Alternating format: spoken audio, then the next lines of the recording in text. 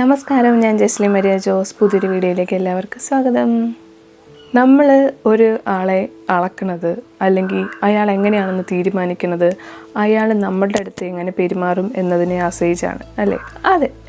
ഇപ്പോൾ അതുകൊണ്ടാണ് ആരും ഒരാളെ പറ്റി മുൻകൂട്ടി അയാൾ അങ്ങനെയാണ് എന്ന് പറയുന്ന ആ ഒരു കാര്യം നമ്മളൊക്കെ കേൾക്കുക. പക്ഷെ ആ ഒരു കണ്ണ് വെച്ച് അയാളെ അളക്കരുത്. അയാൾ നമ്മുടെ അടുത്ത് എങ്ങനെയാണോ പെരുമാറുന്നത് അത് വെച്ചിട്ട് വേണം നമ്മൾ അയാളെ വിലയിരുത്താനായിട്ട്.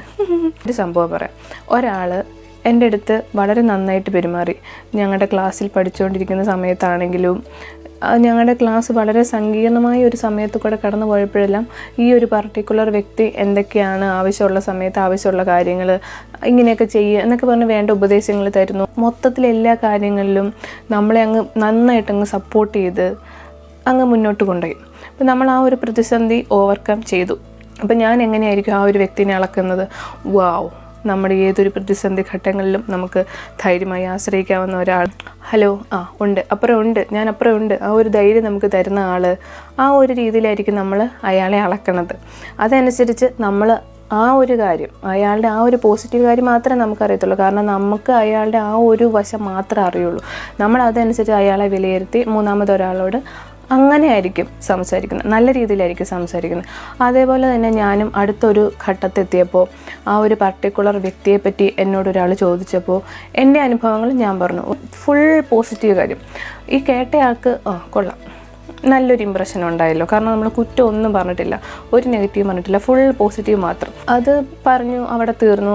ഈ കേട്ടയാൾ ഈ ഞാൻ ആരെ പറ്റിയാണോ പറഞ്ഞത് അയാളുടെ അടുത്ത് ഒരു സംസാരിച്ചു. നിന്നെപ്പറ്റി ഞാൻ കുറേ കാര്യങ്ങളൊക്കെ ഞാൻ അറിഞ്ഞു, അവൾ എന്നോട് നിന്നെപ്പറ്റിയൊക്കെ കുറേ കാര്യങ്ങൾ പറഞ്ഞായിരുന്നു എന്ന് പറഞ്ഞു. പക്ഷേ ഈ കേട്ടയാൾ എന്നെപ്പറ്റി ആവശ്യമില്ലാത്ത കാര്യങ്ങൾ പറഞ്ഞു വരുത്തി എന്നെ ഒറ്റപ്പെടുത്താൻ ശ്രമിച്ചു.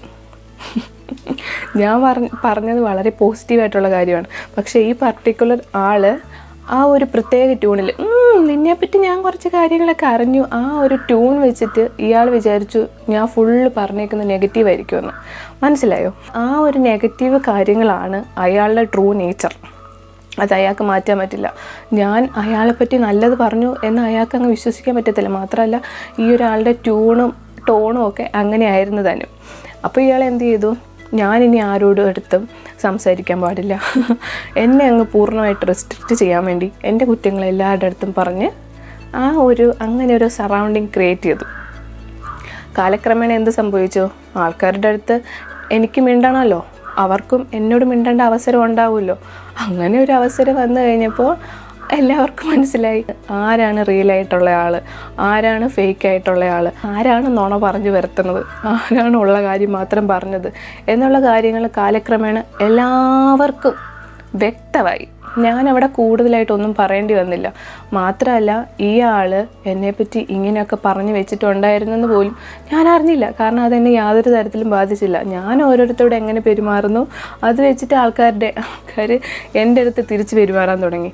പക്ഷേ ഇപ്പുറത്തെ ആളെ പറ്റി അയാൾ അട്ടർ ഫെയിലിയറാണ് അല്ലെങ്കിൽ അതേപോലെ ഫേക്ക് ആളാണെന്ന് എല്ലാവർക്കും അയാൾ തന്നെ വ്യക്തമാക്കി കൊടുത്തു. ഇതിൽ നിന്ന് ഞാൻ പറയാൻ ഉദ്ദേശിച്ച കാര്യം എന്താണ് ഇനി എന്ന് ഒന്നുകൂടെ പറഞ്ഞു വെറുതെ ചളവാക്കുന്നില്ല. അടുത്ത വീഡിയോയിൽ കാണാം. അതുവരെ ബൈ ബൈ.